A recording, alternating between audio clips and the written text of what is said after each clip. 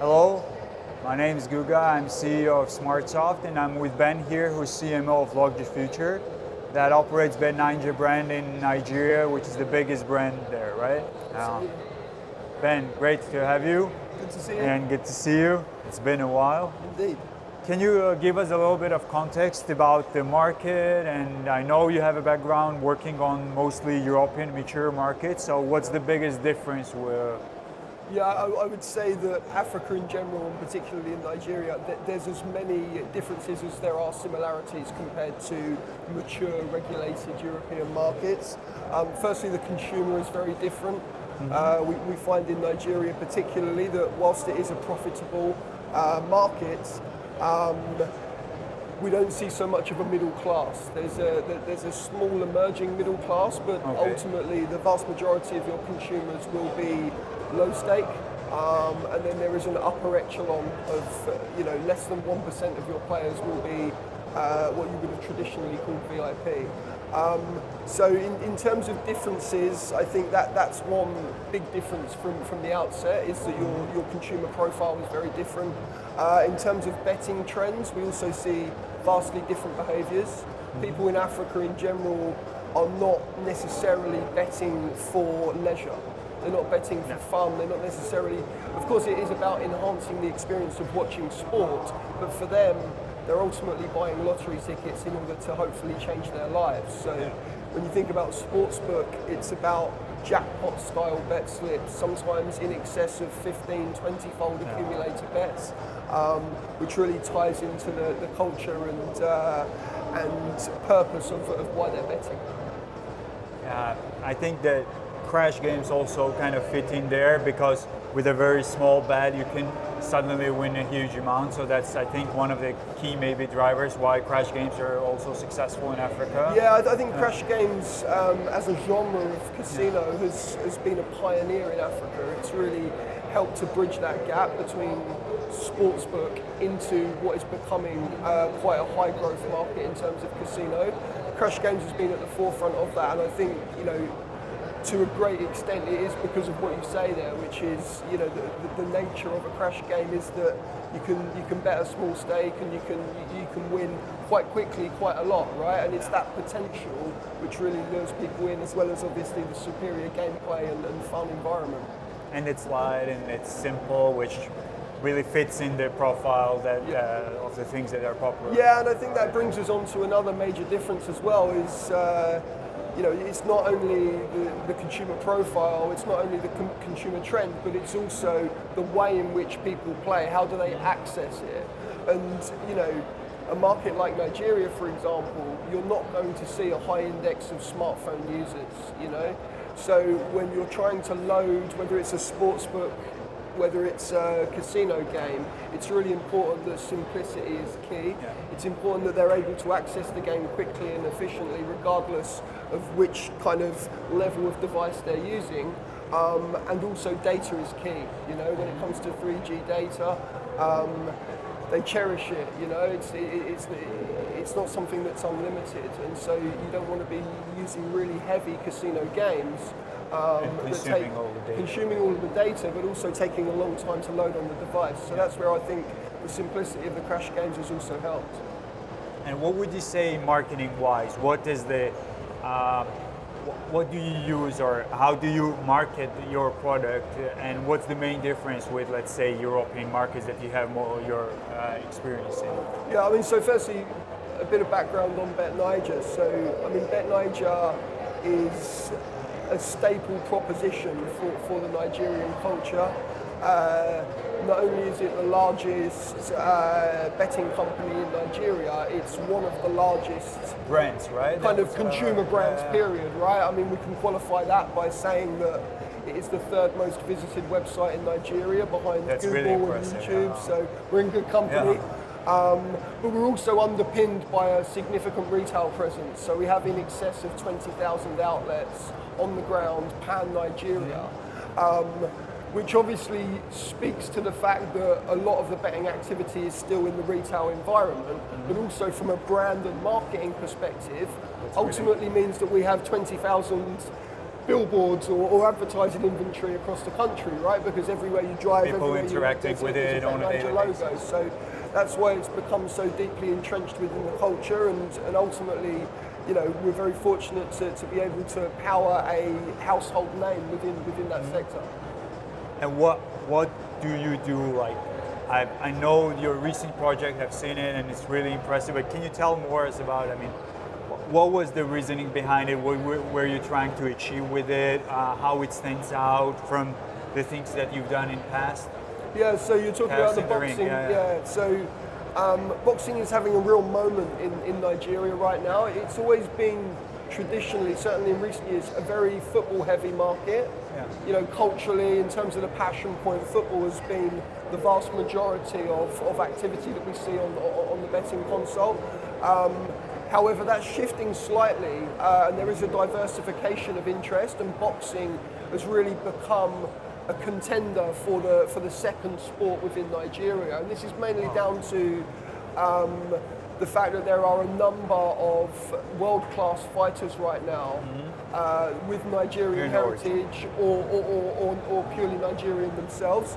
So the fans and the public are really warming to boxing as a sport.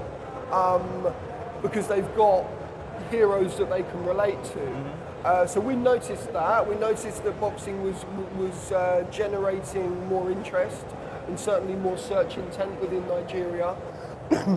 And having noticed that, we then approached a fighter called Moses Atalma, who is due to become, if he backs up his potential, the world heavyweight champion.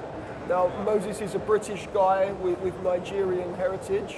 Like Anthony Joshua, right? Just like Anthony Joshua, yeah, very similar background.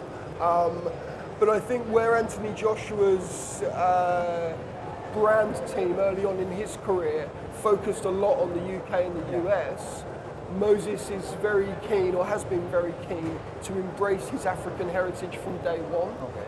He feels that it is a major component of his success, and he wants to be loved in Africa and in Nigeria particularly as much as he is anywhere else in the world. So what we were able to do is put together a brand communication platform and strategy for him in partnership with BetNiger, where we've sponsored him, we've supported him in his early fights, and then most recently we took him on a homecoming tour to Nigeria, which was an amazing experience for him, but also for the brand.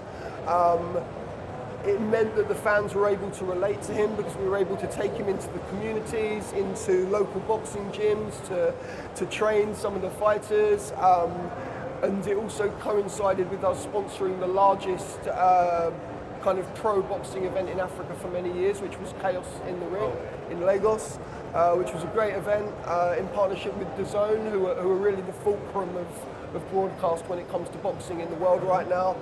So all the stars seem to align, and we were able to really activate Moses in a meaningful way within Nigeria.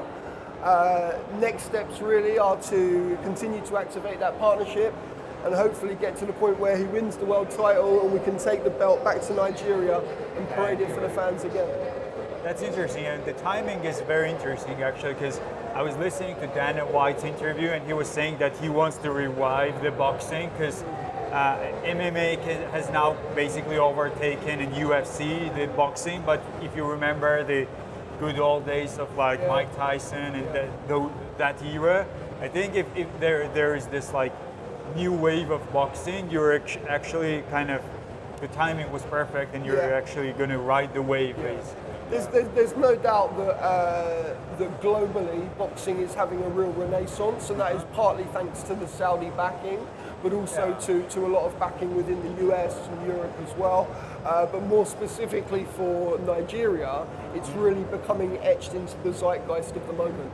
And for us to be partnered with the biggest athlete within that sport right now, the biggest up-and-coming athlete, and somebody that we genuinely believe will get to the stage where he transcends his sport. I mean, you mentioned Mike Tyson there. There are heroes of yesteryear, Muhammad Ali, etc., who become greats not only inside the ring but outside the ring. And we feel that Moses Atalma has the potential to fulfill that for Nigeria, representing Africa, and obviously coinciding with the partnership with Bet Niger as well. That's really impressive. Also, I always had, and I will always wanted to ask, I have an impression that the perception of brands among the consumers, of gaming operators basically in Africa is much different than in the other parts of the world. Not all, maybe all, but in Europe or in the markets that we're used to, because they're more people kind of embrace these brands and love these brands. They're like really fan of these brands. Like as you said, it's the third biggest brand almost and most visited website in Nigeria, which is different. I wanted to get your perspective on that because I've never that was the impression I got in many African countries, that the people perceive it differently rather than I would say there's less stigma and I would definitely say so. I think it's ingrained into the culture, but I think it also alludes to what I was saying earlier about the way that they bet. It's small stake, it's like a gateway prize, and so Bet Niger is supported and loved within the community because of our ability to change people's lives. And from a marketing perspective, some of our most popular campaigns are when we take big winners and we're able to interview them and we're able to celebrate their success. And so I think that's a major part of that. You mentioned the word stigma there, that maybe you might get in some more conservative markets. Exactly. Whereas I think it's a way of life in Nigeria, right? In the same way as many years ago in the UK, people would have played the pools or would have bought a lottery ticket, Bet Niger and what Bet Niger provides to the community in terms of the opportunity to win big for small stakes is very similar. So it becomes a way of life. It becomes a moment in their day or a moment in their week. It's something that they do habitually, just like anything else, Interesting. Yeah, I've never thought about that detail. Now it makes sense kind of for me. You mentioned that this sports is the biggest, of course, but casino is growing as well.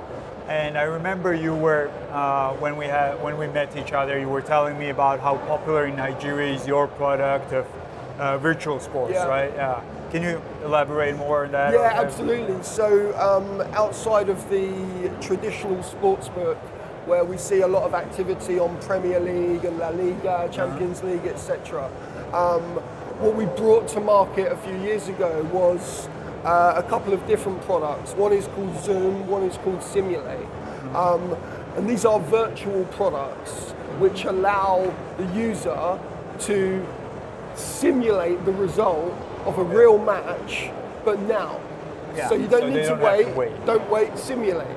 And ultimately what we found in terms of consumer trends was a lot of people were logging on or coming into the shop during the day, maybe they finished work, and they want to be able to bet and get an instant result there and then within the sports kind of realm. And so you have Zoom, which has multiple games and leagues running 24 hours a day. So regardless of what time of day it is or what day it is, if there's an international break or it's off season or there's no action at that moment, they can bet on the simulated Zoom results, and we get as much activity on these games as we do on the real thing as well, which is really interesting. And then the simulate side is the instantaneous. Let's say it's Manchester United versus Chelsea tonight. Instead of waiting until 8 o'clock for the game, they'll do that as well. But in the meantime, they'll simulate the result. The simulation is fed by real data, the same data that we use to compile the odds. And as I say, we're taking as much activity on the simulated and virtual side of the sportsbook as we are on the sportsbook itself.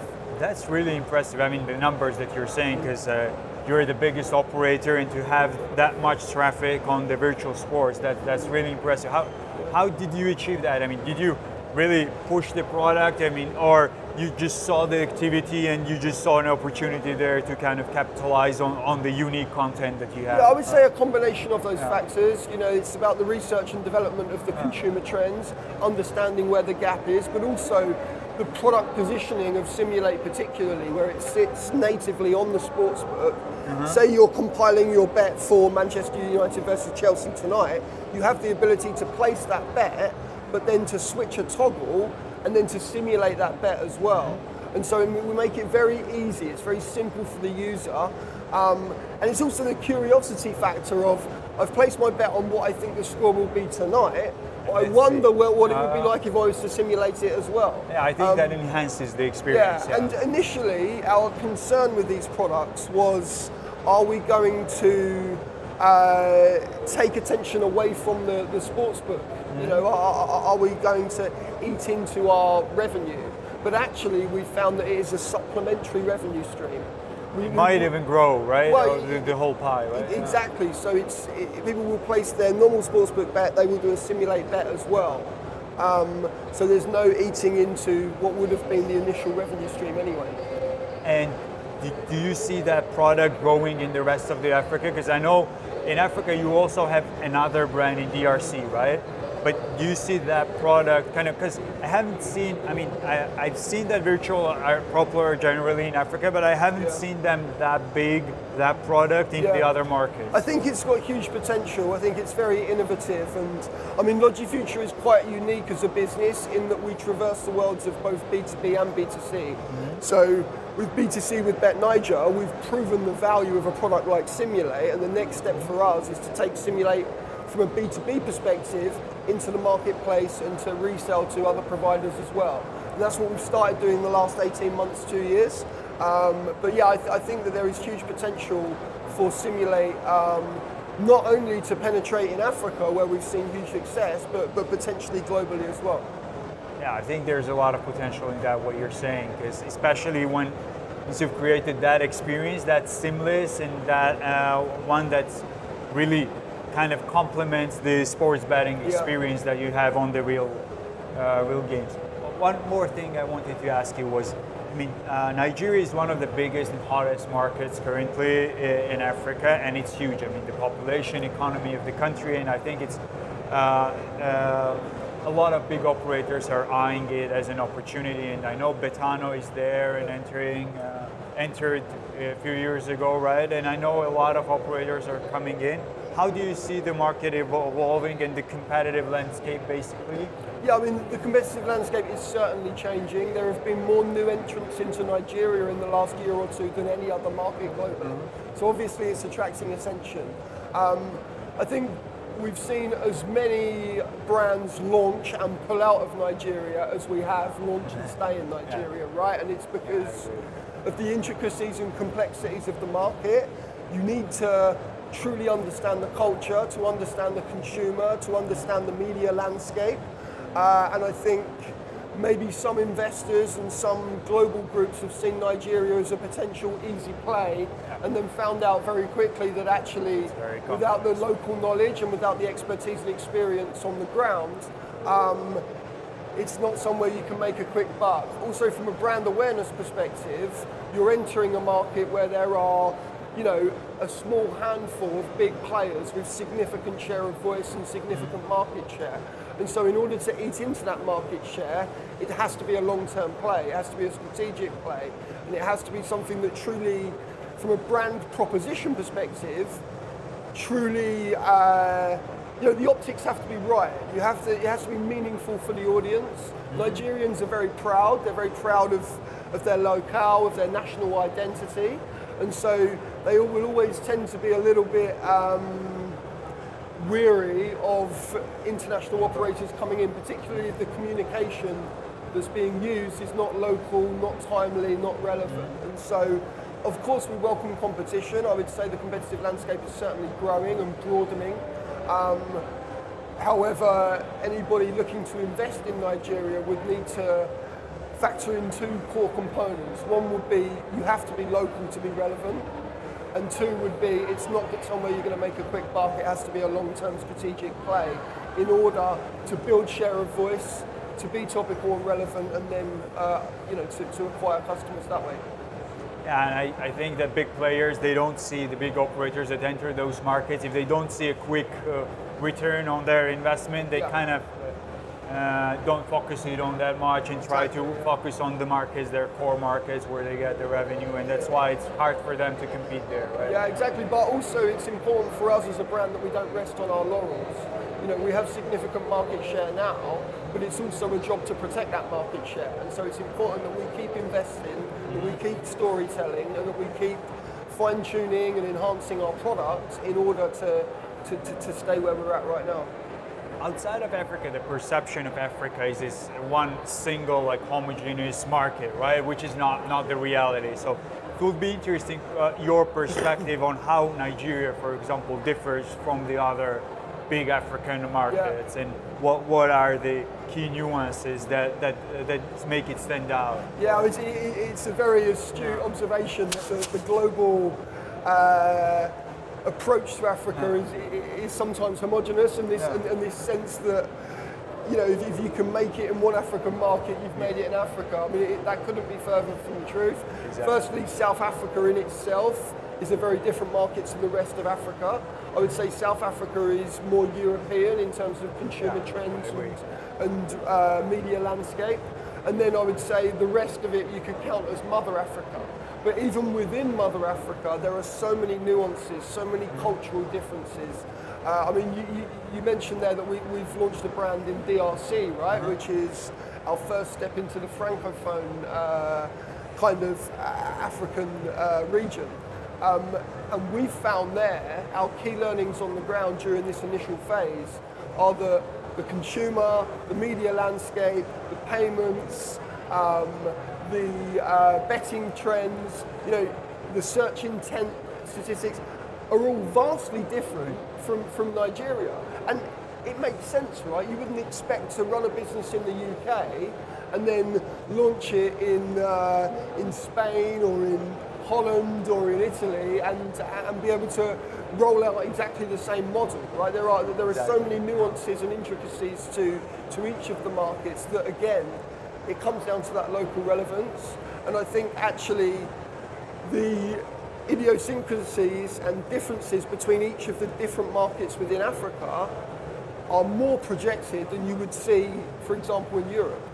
Civilization in Europe, some of the core markets in Europe are more similar in the way that they use devices, interact with media and bet than some of the African markets are. They're further apart, and so it needs a targeted, bespoke, national play if you are to be successful in Africa.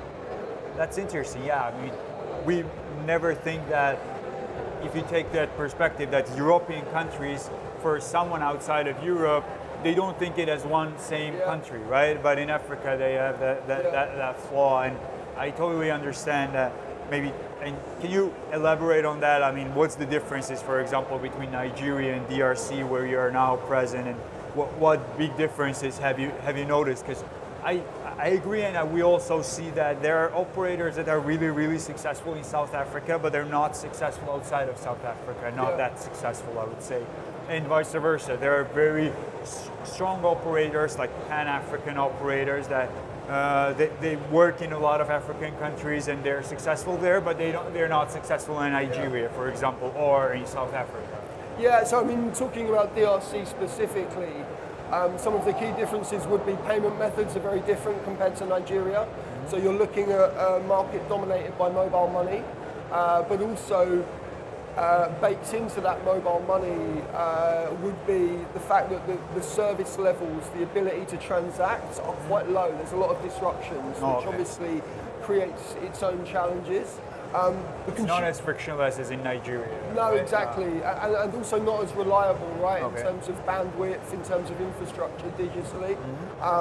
We've also found that the consumer is very different. I would say DRC in general is some years behind Nigeria in terms of its digital literacy, in terms of mobile saturation rates and internet connectivity rates, and there is still a sense that if something does not exist in the analog world, it is not to be trusted. Right? In the same way as you may have found in European markets in the 80s or 90s, some markets in Africa are still there. And so we struggled initially with one of our brands in DRC because we had no presence on the ground. So you're trying to market digitally. We were even doing above-the-line campaigns, billboards, TV, radio, but there was a disconnect between the advertising material going out and the consumer's decision-making process because they hadn't seen on the street or on the ground or in real life the proposition. So that was a key learning for us. And meanwhile, the market leaders, even on digital in DRC, also have the retail presence. And so it's understanding where a market is in terms of its journey digitally as well, and pitching the brand in order to optimize, those opportunities. And so I think the opportunity in DRC is significant still. We see huge interest in gambling, not only sportsbook, but I'd say there's a higher index of casino intent in DRC than some other African markets. However, in order to do it properly, you need a land-based presence, you need retail presence, and you need to reach the community on the ground level. It's all about reaching the community on the grassroots level first and then building up. That's a very interesting perspective that you might not see if you're not there on the ground and if you don't have experience there. And you mentioned media, how media landscape is different in those countries. I mean, we discussed payments and how the consumers perceive the brands and their trust. But what would you say about the media and content part as well? Yeah. So again, it differs and varies vastly by market. We're quite lucky in Nigeria in that it is a very youthful nation. In terms of the density of population, you've got in excess of 1 million people turning 18 every single year. And so the media landscape is starting to become more dominated by digital, by social, and by online channels. So what we've done is react to that. One of the challenges we have with a giant like Bet Niger is that ultimately we're a mainstream brand. So we have to try as much as possible to be all things to all people. So it's about having core brand messages underpinning the strategy, but then running capsule campaigns for different target demographics. And so, for example, for the younger demographic who are digitally savvy and spending most of their time on channels like Instagram and TikTok, it's about having a bespoke strategy for them, and YouTube as well, and that's what we've done with a lot of our content creation portfolio. But for the older generation, who are still our core customers as well, we focus more on TV, we do sponsorships on broadcast, we do sponsorships of TV quiz shows, and it's also interesting when you look at our ambassador portfolio as well, because we don't choose to pin our brand to one particular person. We have a consortium of ambassadors, around 8 to 10 people, all of whom will relate to different target demographics accordingly. So the face of our most recent TV advert is a guy who was a TV presenter on Who Wants to Be a Millionaire, which was the most popular show in Nigeria for a time. He will relate very nicely to people between 30 and 50, right? Whereas the younger generation, we then have other ambassadors that are more along the influencer line, content creators on the platforms where they spend most of their time. So it's a mergence and a convergence of different strategies, and that's ultimately the nature of the beast when you're running a mainstream brand. I think it's quite a challenge. I haven't seen that perspective as well, that when you're a mainstream brand, you have, and especially in a country of that size, you have to cover so many segments and demographics. Yeah, and if you do it with a one-size-fits-all approach, you're always going to alienate elements of your audience. So we need to be strategic, and it's about creating content and delivering campaigns which resonate with the particular target groups.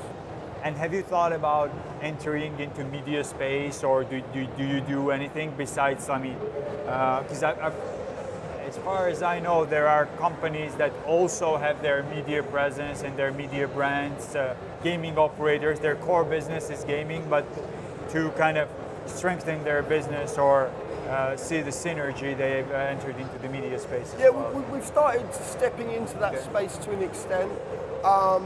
So we have Bet Niger TV, which has a lot of streaming rights, and we're creating a lot of formats and content for that provision now. The highest growth that we've seen in any of our channels has been on YouTube in the last 18 months. So we've had a dedicated approach to YouTube whereby we've created a new platform show called Home Turf, which is ultimately a discussion about football, but relating to the odds and the form and the statistics behind it. And we've had some amazing guests. What that show has done is taken our YouTube following from a few 100,000 to in excess of 2 million in the space of a year, right? So what we're now doing is building on that portfolio with Home Turf Extra, which is where we send the presenters out on the street and they're engaging with fans about predictions and running mini competitions, all under the kind of, for us it's no longer about BetNiger sponsoring media properties, it's about BetNiger creating media properties. And so I think that's the next stage really in our evolution as we move in that direction. That's really impressive, and I mean the scale of what you guys are doing and how much stuff is happening there, it's really impressive, and the size of the market. Thanks a lot, it was a really insightful and interesting interview. Thanks a lot for being with us, and it was a pleasure. Thanks for watching. Thank you everyone.